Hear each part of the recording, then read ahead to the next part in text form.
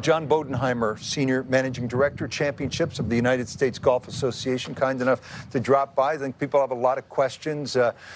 You know, what happened to the U.S. Open, the one that inflicted pain, John?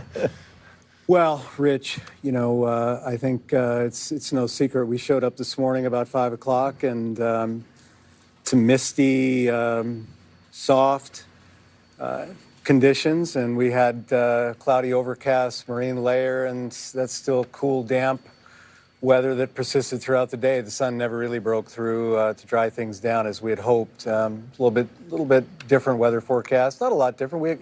We thought there was a chance of it. But, you know, when the best players in the world have optimal scoring conditions like we had this morning, you know, we knew that we didn't know how good. And I tipped my cap to Xander and Ricky. Amazing play. Mm-hmm. But when I showed up this morning, our agronomist, Darren Bavard, said, this mist isn't helping us, and it's softer than we had planned. And so we knew scores were going to be good. We didn't know how good, so there you go. There's no shortage of people that, there's no shortage of people that would attribute the Stern test in 1974 at Wingfoot, that led to the massacre at Wingfoot, attributing that setup to the reaction to the 1973 final round of Johnny Miller shooting 63. Did the low scoring today change your philosophy or your idea of how to set up the golf course tomorrow? No, we came in with a plan. We need some help from Mother Nature tomorrow. The weather forecast is kind of like it was the other night. We don't know. We could show up tomorrow and we don't get that misty condition, and hopefully it'll burn off a little bit sooner than it did. That's what we're hoping for. We do know from our Walker Cup experience that Los Angeles Country Club dries down quickly. We need to be prepared for a full golf course of players, and that was our plan going in. Tomorrow, though, as planned, we will play the golf course longer. You saw a few tees up today. That was by plan. We could talk about that, but tomorrow you'll see some things that we had planned for Friday anyway. And if we get the conditions that we're hoping for, I think you'll see a little different, a little spicier golf course. That begs that's the question I was going to go to, John, was, you know, when you came here this morning at 5 a.m. and you see the bit of moisture in the air, and you know that, you know, these are conditions that are not ideal for what you wanted. So why move up 4 tee boxes today? I mean, did you not consider, like, you know what, we need to counteract the fact that the course is going to be soft by going a little bit more difficult, maybe with some of the pins and some of the course setups in terms of tees? We talked about that a little bit, but I think that impacts what we do later in the week. And there's so much unknown, Paul, about Los Angeles Country Club. You know, we couldn't have predicted what would have happened today. We felt good about our plan. We thought the sun would break through during the day. It didn't. Yeah. And, you know, maybe in hindsight, sure, could we have done a few things? But I think we're going to stick with what we're going to do tomorrow. We made a few adjustments, nothing drastic. I'll tell you what we won't do, and I feel very strongly about this. We're not going to force anything.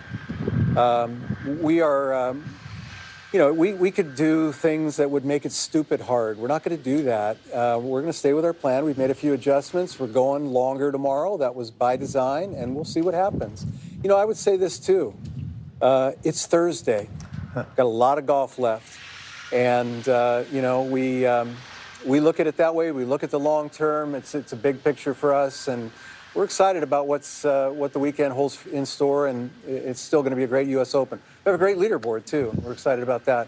This golf course is lauded far and wide. All the players complimented the design. Every single person that his job it is to study golf course architecture said this is one of the greatest courses in the world. And it certainly is for the members. Obviously, this golf course is for them. Professional golfers may come here once every 10 years or so. But having said that, you look at 96% of the players hitting the third fairway, almost 90% hitting the 18th, 80% hitting the 10th, a little more than 70% hitting the 6th, obviously laying up. I'm wondering if, given the state of the professional game today, this idea of widening fairways to encourage players to chase angles, if you think that might be just an antiquated or even a romantic attachment to a bygone era. This is just a different game. Angles are no longer relevant. The idea of chasing them, nobody's really good enough to chase them anyway. Nobody. And they hit it so far that they can get at every single pin, especially given that the fact that the greens are 13.5 and you really can't utilize the best hole locations because the greens are so fast. Well, the greens weren't as fast as we would have liked them this morning with the mist. Yeah. We would have liked them to be a little spicier. So, Randall, I think only time will tell on that. And I have faith in George Thomas, but faith in that this place needs to play bouncy. And if we can get that, I think you'll see it as intended. We did not have it today. We may not have it tomorrow. I think it's a forecast we just can't predict. We hope we get it, but we've made some adjustments. We'll be longer tomorrow, and I think those angles will hold true if we get that bounciness. Okay. Yeah. After Shinnecock in 2018, was there a conscious decision? It got away from you just a little bit with some weather issues 5 years ago. But after that situation, was there a conscious decision on the part of the USGA to not push it so hard toward the edge to the point where you might lose it and then lose the trust and faith of the players? Yes, there was. We took a deep dive into that. And, I think our priorities, we re-examined them, we reviewed them. Strategically, we looked at them. That's part of what you see with our strategies going forward. Look, that was an unfortunate confluence of things. And Shinnecock is just hard when the wind blows. That's part of it. But like every U.S. Open, every championship we conduct, we do a debrief. We look back. We try to learn from it. We believe in continuous improvement. And we'll do that with this. We do it with every championship. And I think we learned from Shinnecock. It does fuel what we think now. I would be being disingenuous if I said it didn't. So that's part of how we think about it. Are you concerned at all about losing this sort of the essence of what most people have deemed to be a U.S. Open, which is the hardest test, the climb up Mount Everest? Are you concerned at all about losing that? Yes. I think we want to keep that. That's our DNA. I think it's really important to us that we keep that, just like our openness.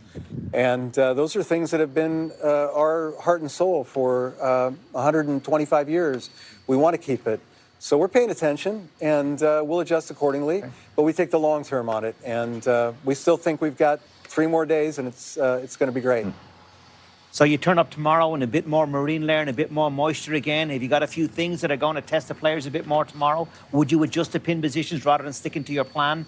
Would you adjust the tee boxes rather than just stick to a plan and adjust to the low scoring today? Or are you just going to keep on going with the plan and whatever the weather throws, it throws? No, I think we've already made a few adjustments. We'll see what we have in the morning, and we'll go from there. I think again, it's going to depend on what we see in the morning.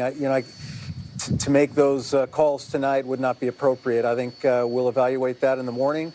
And as I said, we're going to go longer in some places. I don't think the players expect anything different. But I think the point with that is it's not a reaction to today.